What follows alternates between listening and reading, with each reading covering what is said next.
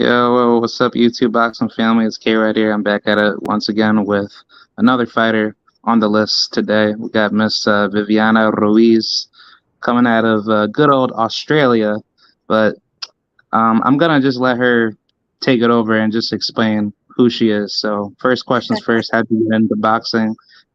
And yeah, just explain everything. Okay. Well, thank you for having me on your YouTube channel. Yes, I'm a professional boxer. I have over 8 fights as a pro. I'm ranked with the WBC, WBA, IBF, and the IBO. I'm number one on the flyweight division in Australia, ranking 29 in the world. So on box rec, but number 7 in the IBF. And I box in Australia, but I'm originally from Colombia, so I have a few fights. I had the WBC Latin American belt, and I went to Colombia and I compete there too. So yeah, representing both countries with pride. With pride. Okay. This is off topic, but I got Puerto Rican bloodline. But I just want to know what's your favorite food in Colombia? Oof. Well, it's so hard. The best thing that I love is plátanos. Fried, like the fried plátano. Oh, we have it all the time for lunch, dinner. It's the best. And bread. I think the pastries back home are completely different from any other place. So I really love that. Any kind of pastry, I'm crazy for it. Love it. My favorite. What about you, Puerto Rican? I never tried Um. Puerto Rican food. Oh. Yeah, I mean, like I never met like my biological grandfather who's from Puerto Rico, but I've been raised like around like my non-biological grandfather who was also from Puerto Rico. But I'd probably say like top three favorites as far as like food wise would be empanadas. I love bacalito or bacala. Um, and I'd probably say, mm, I would say at least Platanos, or if I want to maybe switch it up, I could probably go with maybe possibly Acapuria, possibly. Oh, Yeah. yeah. It's so hard to pick, to be honest. Colombian food is so diverse because we had different weathers around the country. So you have access to different vegetables, fruit, fish, meat, like it's everywhere. So depending on the place that you are in the city, then you have a delicious meal all the time. So it depends how you feel on that day. Yeah, I was gonna say I'd probably say Colombian coffee is probably by far one of like my favorites. Compared to American coffee, like I think Colombian coffee and Puerto Rican coffee and probably Mexican coffee are like the top favorites. Yeah. But to be honest, when you're in Colombia, you don't get the quality that overseas people from overseas get. Like we get the normal coffee, but yeah, definitely it's so much smoother. It's lovely. Yeah, I love that too. Great coffee. I was also gonna say if you ever try any good, Puerto Rican food, you gotta try gandules and try out. I think it's called like a. I don't know what they call it out there, but I think it's called like a jibar. I think it's called like a jibarito, right? Like it's like basically like it's like a plantain sandwich mixed with like meats and fruits and vegetables, but it's like really good. Like I don't know how exactly it's made, but but I've been seeing it, in like several I guess like food articles, right? Yeah. Oh, okay. Well, I need to give it a try. I haven't heard of it, but it sounds delicious. Anything with plátano, it's so so good. Yeah, I was going to ask about boxing, like as far as like how you got into it, like did you have any other career focus before this or No, so I moved from Colombia I actually, today is my 14th year anniversary of being in Australia. I moved 14 years ago, and I just moved to have a very quality of life, like most of the people from South America try to do. So there was a big opportunity and just decided to move here. And I only started boxing because I was really feeling lonely. Like, I imagine you family being South American, you also have huge family.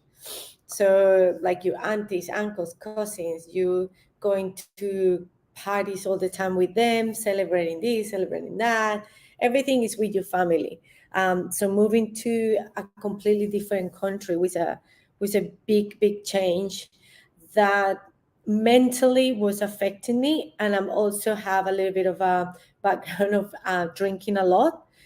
So I was drinking way too much, not doing what I was supposed to be doing, which is finding a better way to help my family back home. So I just was walking on the streets and I found a gym that it was called Fight Gym, and I did the first class and I fall in love. Just punching things are awesome. And then they just asked me if I want to have a fight, and like 6 months later, I was having my first fight in 2015. And then, I fought as an amateur. I had over 60 fights as an amateur. I represented Australia in the Women World Championships in Spain. I've been around the world. So, yeah, it's really good. Never done anything before that, but yeah, that's how it started. Wow, that's a pretty interesting story. I find it really interesting that a lot of females, especially like the ones that I've been talking with over like the past couple years, they always tell me that I was never good at any other sports, but just naturally out of nowhere, boxing just magically makes them better. And compared to like Yeah, actual fighters that I do talk to that have been doing it forever, they tell I me know. like, I had other plans, to do other than boxing, but boxing was just brought into the family. And that's where you kind of do see like, some good generational talents here and there. But I think it's just more to do with like discipline too, because it's like if you're like really that good naturally and you put in, like the time and effort to be great, then Yeah. honestly nothing can really stop you because, that's what makes, certain athletes, into potential, all-time great figures. Yeah, that's very true. Like, I've found that people that had started as a young age are very lucky to have the opportunity to start the sport really early and enjoy the how amazing the sport is itself. But something like boxing in Colombia wasn't seen at all. Like, even the males fighters, there were only a few. Like, obviously, Colombia doesn't. You can't really like go anywhere if you do any sport, whatever it means. It's only a few, and it's people with money. Whereas when you go to another country such as Australia, like, I didn't have any experience or anything, and I was able to get to where I am because of the country, the opportunity the country gave me. But yeah, like, yeah, the boxing is so amazing that people that can enjoy from the beginning, oof, they're really lucky. Yeah, I was even gonna, probably, use another example for basketball. I know Australia, they've been competing pretty well in basketball, but the average Australian that gets into basketball can easily ticket themselves into the NBA faster.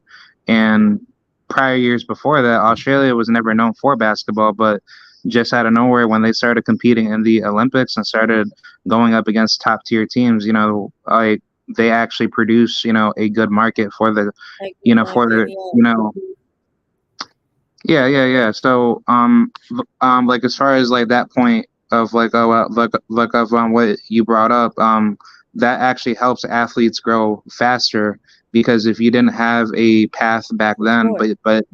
but that new opportunity gave you the economic incentive to get up to that level, Right. that actually does benefit you because that just shows that anybody can be successful if they put if they put their like basically dedication and mindset to it. Yeah. That's 100% true. Like if the opportunities arise, then you have to be dedicated, strong mindset. Yeah, the same way that when I moved here, I didn't speak any English at all, and I just moved. Like, yeah, I better change, and I just moved without speaking any English. Was really hard. No English, no family, lots of debts back home, but that mindset and dedication. I feel like I'm always been that person where I put my mind and just go for it. And for example, at the moment, my mind is on a world title, so I'm just like working my ass towards it. But yeah, anything that you put your mindset, you just have to go with it. And it's a lot of ups and downs, and you will be sad, things won't work your way, sometimes you will feel alone, like nothing is working even though you're working hard, but you have to stay on that lane and things will work out. Like even if you don't achieve that exact goal, better things will come by discipline and mindset. Yeah. Yeah, that makes a lot of sense. It seems like that's the core benefactor for anything in life. I just think, honestly, when it comes down to it, if you're not willing to put your sacrifices in now compared to later, then that does play like a massive burden for anything that does come up in the future. But I think that's really important as far as that core benefactor for any successful athlete that does compete at the high level. Yeah. Yeah, that's very true. Especially because I started really late. I was 32 years old when I started, and everyone was like, well, literally you're too old. And I completely understand. So I had to speed my process.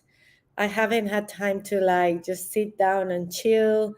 From the beginning, after have my first fight, I just compete all the time against anyone in the country, just because I know I didn't have the time to like, oh, have 6 months, enjoy this. And that's one of the reasons why also I went to Colombia last year, because I also professional boxing started at 38. What can you do? So I was just like, no, I gotta go somewhere. So I went back home. In 4 months, I have 4 fights, 4 titles, without any team support, any money support. So yeah, you gotta make it happen. Yeah, that's interesting because I think the biggest key takeaway in like today's political climate in boxing is that matchmaking is really terrible, management is really really bad in certain avenues, and just having let the proper team around you. I could even say that with certain fighters that I've known, like I would say like for example I probably say. Hmm, I probably say for for fighters I'll use Bobby Chacon or maybe fighters like Manny Pacquiao or anybody at that level. Like those guys were good, but you see that the level of how far that they had to sacrifice to get up there, it didn't really help their health as far as like a long term like effect because those fighters that end up allowing people to take control of their careers, they don't end up either being very successful as far as having like a good long term health Yeah. to proceed, with living with like their lives, and then financial opportunities are usually taken away sooner than later, and therefore they're having to struggle. Yeah. Well, I think one of the issues as well is to jump into boxing, think pursuing money. Um, I know obviously we all sacrifice and work really hard, and obviously all those efforts should be paid off, but you can't just jump on the sport thinking I'm gonna become a millionaire or I'm gonna get paid this much or be. Yeah, I think you have to go into the sport to show that you're one of the best, and you have to fight that way and yeah, entertain, show you work, and then I think the money will come. Like any business, it's not just boxing. Any business, you have to put the hard work, the no money, the hours, the sacrifice, and then things will come around. But yeah. Yeah, I was even going to say, I think it's like more important that the more conversations that us fans have with fighters that do want to make changes. I think that would also, help the like help awareness spread a lot higher because I think that's like the bigger issue. Not a lot of people want to talk about what's going on behind closed doors, and therefore they just leave it behind certain media outlets to speak on certain manners, but it's not really being Yeah. talked about as consistently. Um, that's why with people that I do know that actually do work, behind closed doors in the business of boxing, they actually do expose like the certain natures of like what people do in conducting bad business relationships, and I think that's the main issue that a lot of people don't tend to see. Hmm. Yeah. At the moment, I'm with a great manager, and I think he's one of the few that is amazing and looks after your boxes and want the best for them. Um, so it's all about being surrounded by the right team, right? Um, but it's really hard. Like you can't say who's good, who's bad. Like everyone has their own experience. You can't point it out just for what you hear on social media because it's both ways. Sometimes boxers have a great manager, but then they just don't give what they need to give to the manager itself, and that's when all the drama starts too. So it's both ways: the team that surrounds you and the work that you put on. So yeah, it's a very complicated, hard, beautiful business, boxing. I love it. Yeah, I was going to say I think it would be a better idea if boxing was kind of like marketized in a sense where, leagues came together, and I think like instead of having sanctioned bodies trying to determine competition and matchmaking, I think tournaments would be a lot better because at least that way you're always staying active, you're always getting like the best fights being given to the fans, and at least that way that gets your marketability up a lot faster. And I think that would definitely play like a better role as far as like, let's just say, for example, if you're really that good and I really like supporting you, why can't I donate my money to your tournaments or to anything that you are being sponsored with or anything to that manner? Like, give us fans, our power to vote with our dollar. So therefore, we can give you, the fighter, the product of what you're selling. That's basically what I'm saying. Yeah, yeah, that's a really good idea, especially because the sport of boxing, it's based on the fans. Like if we can make you guys follow us and fall in love with the sport and with the work that we do, then yeah, you should be able to support us any way that is possible. That's very true. It's a very good idea. Yeah, I was also gonna talk about your boxing style. Like, what type of style do you consider yourself having? Do you have like a boxer puncher style, pure boxer, brawler? To be honest, I started as a brawler. I'm very calm before jumping in the ring. But I feel like as soon as I jump in the ring, that's it. I go blind, and it's like, come on! I just want to punch you really, really hard and drop you.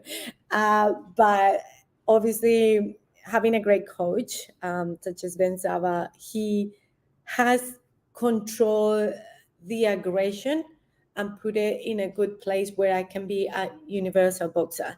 In the sense that if sometimes I have to box, um, if I have to box, I can box because I got now the skills to do it. I can make you miss, I can make you pay. Whereas sometimes I can be so aggressive that I can corner you and find my way to stop you. So I am aggressive, and obviously I also, because I'm sure for my weight, it's really hard for a short person to fight long range, or or moving, and no, because you're never going to tag them, you're never going to get where you need to.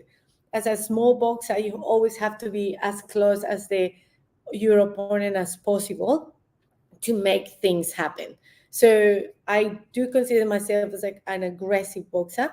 I got great power, but I also can box on long range, and yeah, different. Yeah, because I was going to say, honestly, you box more of like a boxer puncher, but you seem to be throwing more technical shots. And honestly, like I'd like to see that up against, great Yeah, competition because I know that's going to bother a lot of, top tier opponents one day. And yeah, I think like the biggest thing that I like about women's boxing is that females tend to take more risks on the inside, but compared to men's boxing, a lot of guys don't want to be hitting each other like that because it's like, for instance, with like a guy like Deontay Wilder, like nobody's not going to outdog Deontay Wilder no, if he's actually going to like throw, like a really tough shot at you. And yeah, that could be said, with guys like Errol Spence or Gervonta Davis or just like anybody that's like really like very smart on the inside to actually load up their shots. But for female yeah, boxing, that's completely different because like I be seeing some female matches where ladies are like throwing like 50, 60 punches around, but it looks like that they're not even getting hurt. So like I just find yeah, that really um yeah. yeah. Like everyone knows the body body composition of females are different from men, right? Like that's why men naturally have more power.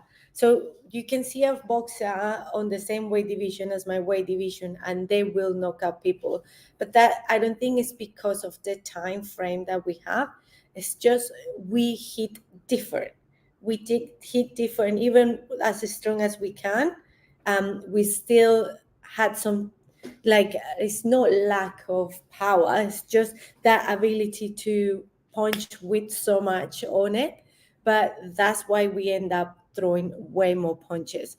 And it depends also on the weight divisions. Like as you said, Dan to Waldo, he's gonna knock out anyone.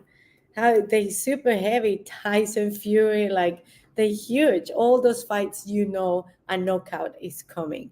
Um, so it's just slightly different, I think. And also, we just started. Women start competing more often, so you have the opportunity to perfection your style as we go. But yeah, it's just slightly different. Yeah, I was also going to add in with at the point with the 2 minute round situation too, because I do believe like even at a 3 minute level, um, women would still throw more, but they would have to be smarter throwing it, the punch more because I think on a stamina level, you know, like that mindset is more normalized in the sense of like, okay, I got 2 minutes on the clock, so therefore I'm going to throw as much as I can, but if that was 3 minutes, then that wouldn't happen because it's like, that stamina is going to play like a huge factor late game where somebody who is prepared to go, the distance, going 3 minute rounds compared to 2 minute rounds, they could easily Hmm. out tire you and try to find ways to tire you out to potentially knock you out or just make you Yeah, slow down. And I think that should be normalized more where let the fighters don't, just automatically go in thinking like, oh, well, my only best chance is to just throw punches and bunches because this is boxing, it's not knockouts. So it's like that's how boxing fights should be. It should be a chess match, leading to the point until somebody breaks. correct. Yeah, that's very true. And especially, for example, if MMA has the same rules, male and female, why doesn't happen in boxing? Um, I understand. For example, I was listening to the CEO of the WBC manager, and he was saying that the studies have shown that the neck structure of the female neck structure is different. Therefore, the concussions is more risk for women, right? And also in regards to our period phases. So that's why they know approving the 3 minutes, 12 rounds. I agree with what he's saying in the sense that he is taking on board the studies. He's also saying that nobody has ever come with a real study saying, look, women, yes, are safe to fight 3 minutes for 12 rounds. So as a boxer, I agree. I can do it. Like we all can do it. I know because we boxers and we have that mentality of winning and we can do everything. But the sanctions are there to keep us safe. So I would love to see a real study on what's the difference. Why can we not go 12 3-minute rounds? Yeah, well, I think as far as that goes, like I wouldn't really want to agree with that because like, the thing was is like if boxing alone was already dangerous getting into it originally, where before the boxing glove was ever to be innovated to the world, Mm-hmm. primarily fighters were mainly fighting bare knuckle. And, even in today's standard with BKFC and all the other promotional platforms out there globally, bare knuckle Yep. fighting is very dangerous on both Very men and yeah, yeah, both male and female fights. So as far as taking damage goes, you're always going to get hit.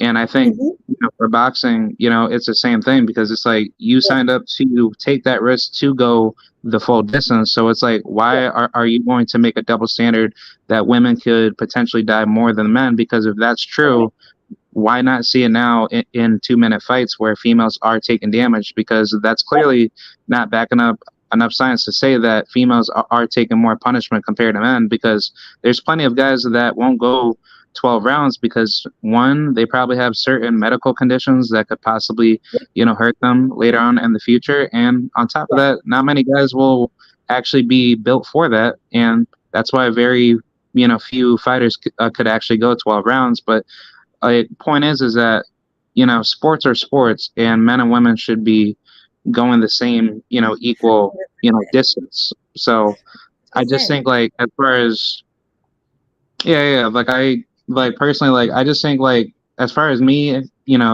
putting my money as a fan to go see those type of like events in person, I think I should be given the fair equal justice to see the same distance being applied for basketball, football, boxing, hockey. Like it doesn't matter.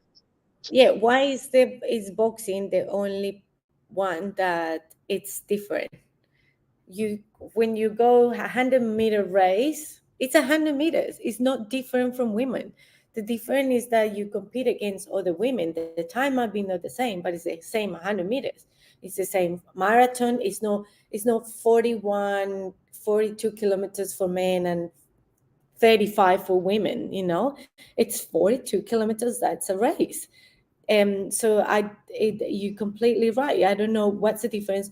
We competing against women, so yes, we can do 12 3-minute rounds. It's the same in MMA, bare knuckle, any sport, kickboxing as well. That's super dangerous, and they're still doing it. Like, why do you get to the point? And if your argument is what you're saying, that the studies, then show us the other way around. You can't just say it's this one only. What about this one? He has to show both. Yeah. Yeah, I was also going to even argue about the weight cutting too for weight classes because boxing in principle was never supposed to have that many weight classes, and in today's climate for boxing there's more weight classes that are here now compared to in the past. Like there weren't that many weight classes, especially for men's too, because as far as with the weight cutting process, like that does lead to a massive risk for potential short-term or long-term injuries where you're sucking off a lot of your natural nutrients to cut weight, and therefore that poses a high risk for the fight to potentially harm you more. So I think like that needs to be corrected a lot better, so therefore fighters are automatically healthy coming in, so there's no more injuries that could pose a higher risk heading into the future. Yeah, 100%. But then there's a lot of fake nutritionists, fake dietitians that they just think that we are back in the days when you used to eat just salad and then that's how you cut weight, which is how I started, to be honest. When my first fights were as an amateur.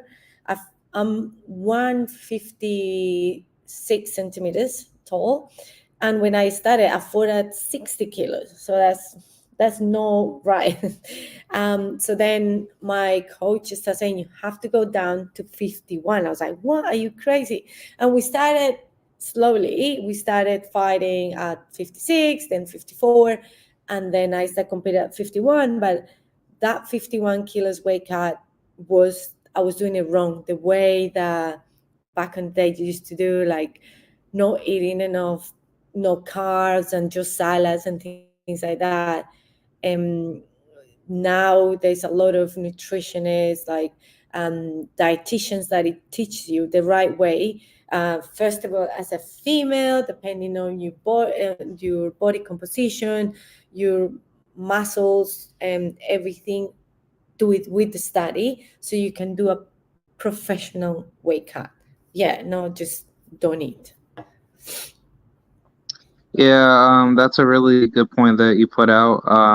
I used to wrestle back in high school, and at least for wrestling, especially at the college and Olympic level, I think, and possibly high school, you have to weigh in the same day. There's no like day before Mm-mm. weigh-in, and Yeah, yeah. the bad thing, like about it is like, especially with like MMA, I don't like it that a lot of these like fighters that I see from MMA, they're like getting in sauna suits and getting into like all these ice water cold baths just to cut like 20 pounds within like a couple of days. And I'm like, dude, like that's not smart, and that will like automatically kill you like if something bad happens. But I know for wrestling, at least, like wrestling is actually very safe with the weight cutting process, because the weight classes actually do give you a I think they give you like a grace period weight of like, I think at least 5 pounds, if I'm not mistaken. But Yep. that's when you make weight, because after you weigh in, you're going to wrestle anyway. So therefore, that rehydration is going to benefit you in the match versus doing it day before. Because what I tend to see with a lot of fighters now is that they're having they're having to do all these crazy weight cutting tricks in order to make weight day before, and that's putting their body at much bigger risk come fight night, because you're not naturally utilizing the right nutritions to get your body healthy for the day of your fight or match. Yeah, yeah, that's really true. But as I mentioned before, for example, in Australia, we have the fight dietitian.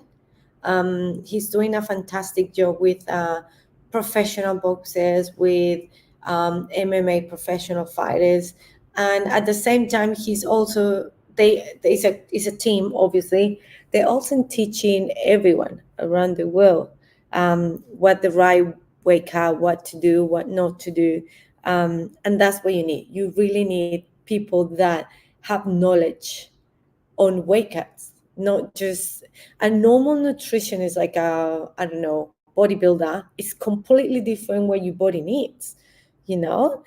And I'm guilty because I was that person that I thought I knew, and I went to a nutritionist that he helped the bodybuilders to look lean and healthy, but it's a completely different sport.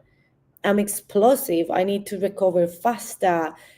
So all those key elements is like the nutritionists and dietitians need to keep an eye on it, and the prolong of your career, obviously, because you get hit in the head. It's not just one fight, right? I had, for example, now I have like 60 fights altogether, and I'm speaking clearly. I'm still sparring. I've got no injuries, but just because I've been looked after that part of my body to prolong my career and not create any damage for the future.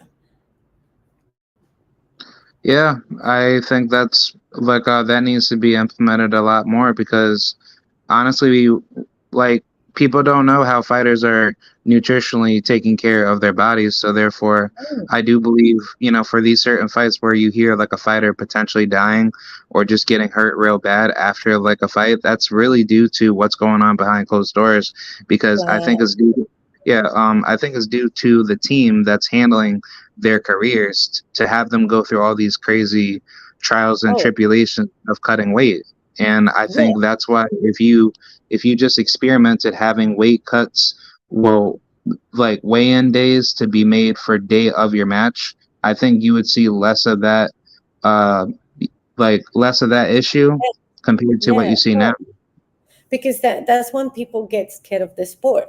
Like, why you as a parent, when your child or you young to go and fight, when what you see is people like almost fainting on the way, brain damage, a lot of and death. Like, but that's not how the sport works. The sport doesn't work that way. It's the same that a coach needs to look after the athlete, not all the time sparring. If you're getting hit too much, like it's a lot behind the scenes. So it's not just that. Yeah, I just think like as far as where things are at now, boxing would be way better if it was more marketized where you have like the right services out there that fighters can go to because Mm, I actually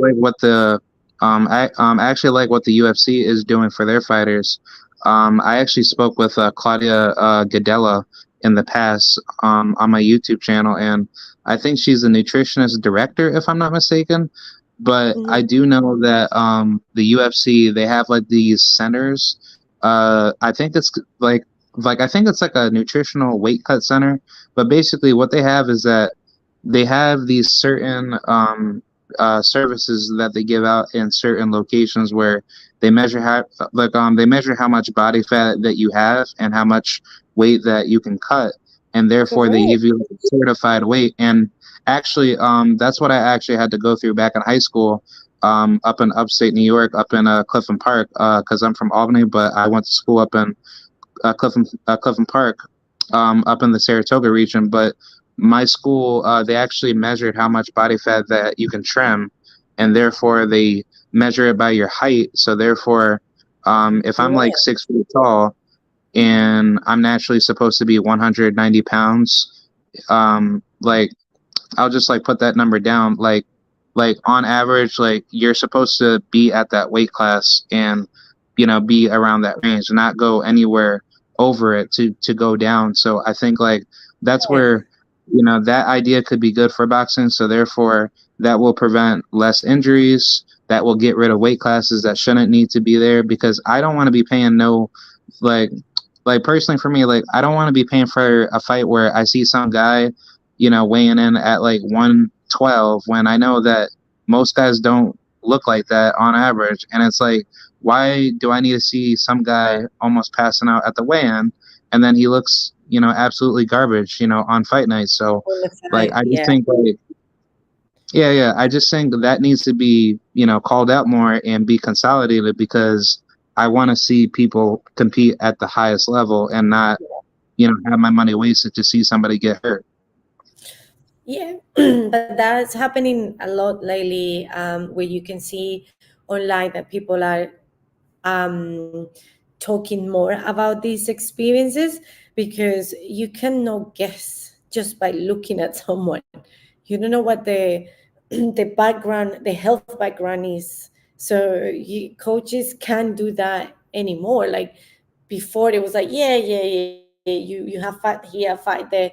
Yeah, but it's not because I eat wrong or I'm not doing the right things. It's just how my body maybe looks or can be at, or how the healthiest I will perform to prolong my life as a professional fighter. So yeah, a lot of people is exposing this a lot, and the more we talk about, I think the safer we'll become.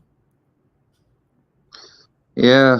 Um, I wanted to switch subjects and talk about like, your career. Like, As far as venues go, like where would you want to headline one day if you got that opportunity to main event at the biggest stage? Um, I would love to headline in Australia, to be honest. Australia's boxing is growing massively in terms of female and male boxing. So I think it's a great place to headline, like Tim Su is doing, like George Cambosis has done it here. That's the way to make it grow as much as it's growing in, as big as it's in America, as big as it's in England, or Mexico. Like they box all the time, headlines, fans around the world speaking about boxing. I think we are tad behind, and being part of that growing, of that growth, would be amazing. It would be Australia, but obviously you want to be part of Matchroom, you want to be top rank, you want to show your skills on that level. But I would love to be part of a huge car in Australia. Yeah. Yeah, like I want to see here in America, sometime Yeah, soon. of course. That's it. If you could ever come here to Florida, like at least come out to Tampa at the Hard Rock Casino, or go to Orlando at the Caribe Royale, or maybe the Amway Oh, Center, yeah. or even fight at the Tampa Bay Buccaneers Stadium. I'll pay money for that. I'm just not going out to Miami that many times because Miami is just, a little bit too expensive for me. But Yeah. Yeah, um 100%. yeah, because I was also gonna say, like, I would like to see, other venues for you, like Madison Square Garden, or Los Angeles, California, or down in Texas, or even Vegas too. Yeah, that's obviously, that's where you dream of fighting. Yeah, Madison Square Garden. It's just a dream, of course. Getting there, getting there. Now I'm just trying to look for the world title, fighting against Adeline Muzzini. Um, yeah, there's a lot of flyweight. But the moment Marlene Esparza is holding all the belts, which is fair enough. She's really amazing. She's really good. She fought really well. So hopefully I can get hold of that fight at some point. Yeah, speaking of your division, like I don't think a lot of talent is like actually really that dangerous in that division, but like I want to see you fight that one girl that just fought Marlon Esparza, Gabrielle Licolanos. I think that's a really good fight. Yeah, it's she's a good fight, but they're going for the rematch at the moment, so you have to wait. You have to wait. You have Yeah, to wait. Impatience is just there. I'm lucky. My manager is actually working on all this because I wanted to fight for the IBF, but now she has a fight coming up. So just being patient. Be patient. My moment is coming, but I'm targeting obviously the top flyweight female boxers. yeah, I know. Gabriela Fondora, she's fighting Areli Monsino, I come October know. 21st. I've been looking. I was behind early Monsina. I've been like my manager is been working to get that fight, and then this happened first. I'm like, ugh. But I'm happy to fight either of them. The winner of that fight, I'm on it. Like I'm more than ready to fight any of them. Yeah. Yeah, that's what I really hate about these sanctioned body rankings, because I'll even use like a great example, like for Teofimo Lopez, when he lost to George Kambosos and he decided to move up to 140. I saw that the WBO actually bumped him to the number 2 or number 3 ranked fighter, and he didn't even have like a fight yet. But then when he fought that one guy, Pedro Campa, if I'm not mistaken, he was automatically, being given like a shot to Josh Taylor after beating Sandor Martin, and I was like, how does that make any sense? Because it's like, these ranking systems don't even go by like a numerical order to say that the number 1 needs to fight the number 2, and then so on and so forth. So it's just like a broken system. That's one of the the sad things that boxing is doing wrong. Like, for example, when you see the MMA fights, there is top five, if I'm not wrong, top five to 10, and they all fight each other. Like, if you want to be part of if you want to be the head, you have to fight any of the main ones, and that's how it works. That's how you get to the top. Whereas in boxing, unfortunately, who's your promoter, who's your manager, money, this and that, not just what rank you're at. But things are changing. Like, I think everyone is arguing this, and we all want to find a fair way where if you're at the top, you should be fighting at the top. Like, that's only fair. But it's coming. I think it's coming.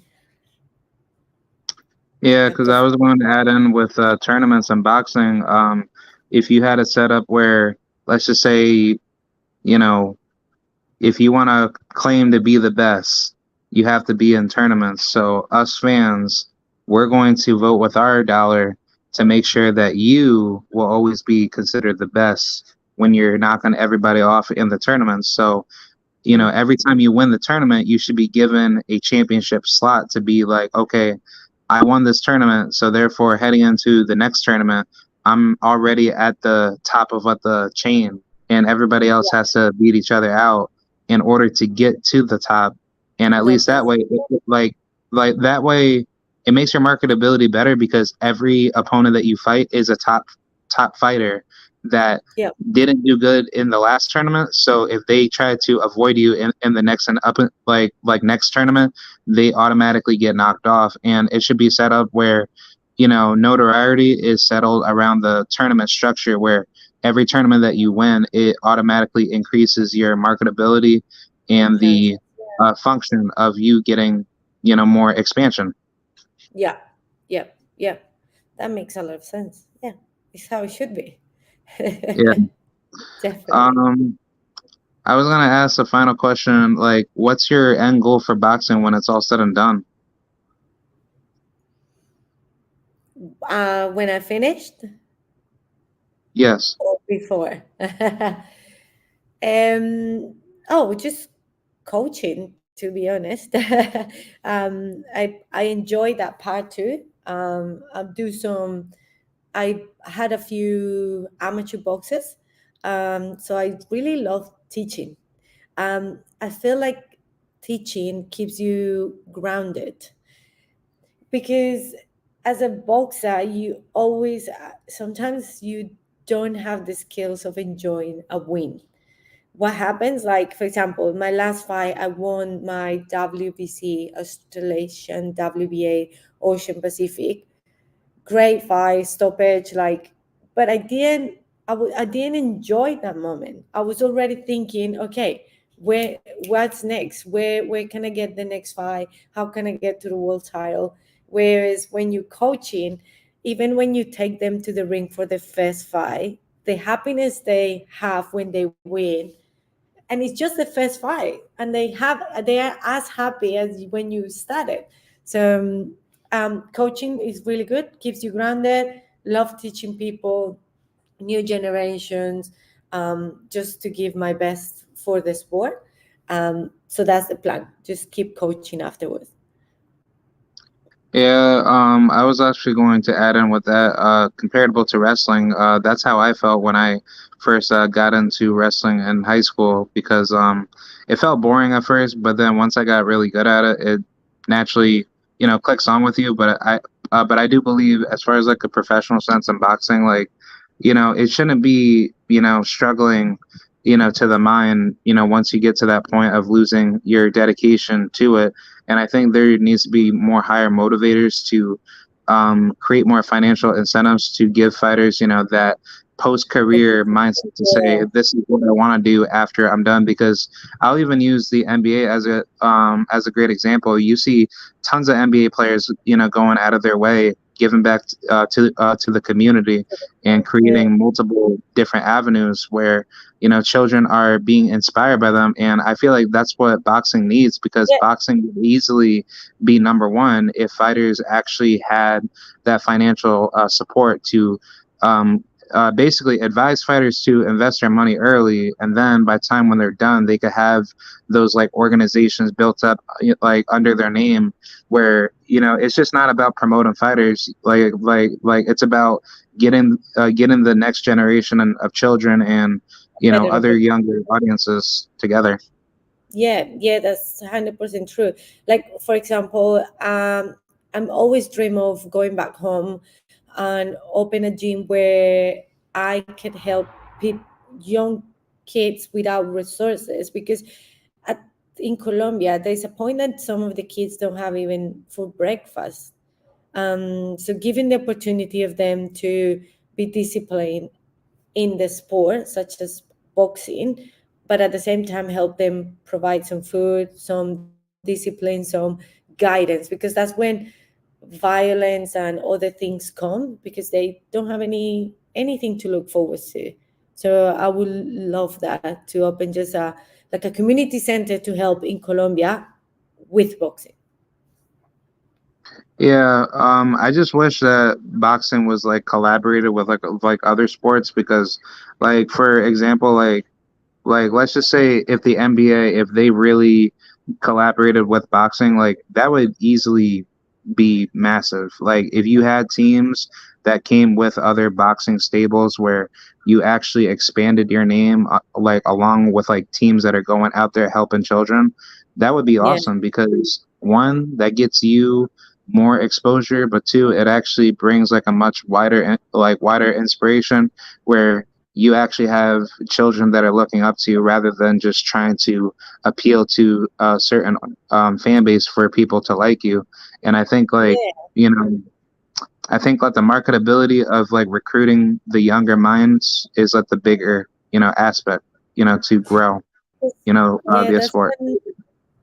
what's of the few problems at the top. Like when they're at the top, they just want to show their money, their houses, the amazing life they have, instead of like, look, I create this for this community, I raise this, I create this promotion, I'm helping 10 kids to get out of poverty and show them discipline, and to that there is a future.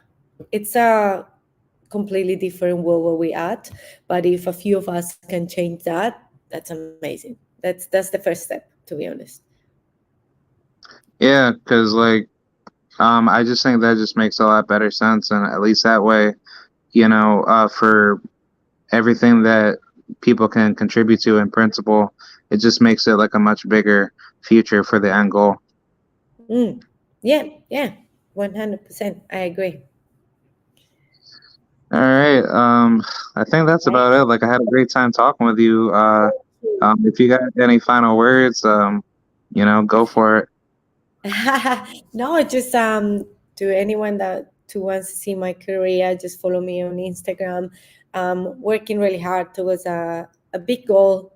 Things a big announcement is coming up, so I'm really excited, and I can wait to show my skills and where I can get. So nah, nothing. Keep following boxing, enjoy the journey, and stay fit. Alrighty. Yeah, like I appreciate you coming on. Like I'd like to have you on again soon, and just keep me updated with your next up and coming Thank you. fight. I'll share everything around, and hope everything's well in 100%. Australia. So, It is a beautiful country. All great, nice sun at the moment. So yeah, amazing. alrighty. I All right. appreciate having you on. So I will see you later. Thank you so much for having me. I'll see you around. All right. Bye. I'll see you. Thank you.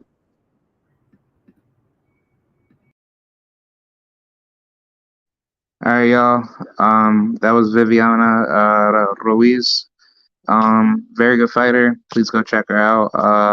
I'll upload these clips onto my Instagram, and I'll also upload it to the podcast. So hope you guys enjoy this. Be sure to like, rate, comment, subscribe, do what y'all got to do. And yeah, shout out to the family, and I will see you guys later. Here's the outro. And before I get to that, let me talk with Teach. Salute K-Rock, salute Gas, thank you. Salute to Teach. Salute to Bruce Gas, or Bruce Gas Boxing, Jazz, and more. Thank you for coming by. And Teach says should fighters fight at their weight class? I would assume Nate. I would assume natural weight class. Yeah, I would like personally, like I would like to see it. I just think it should just be consolidated where fighters are fighting in, naturally, so they're not having to damage themselves in the future. And then on top of that, I think same day weigh-ins would also play a better factor too, just to promote better health for the fighters as well. And T said the business of boxing. Yeah, that was a good point that Viviana brought up, within the previous segments of the show. But yeah, I hope you guys enjoyed. Be sure to like, rate, comment, subscribe, do what you gotta do. I'll put her social media down below in the comments. And yeah, thank you guys for watching the show. And here's the outro. I'll see you guys later. Peace. Bye.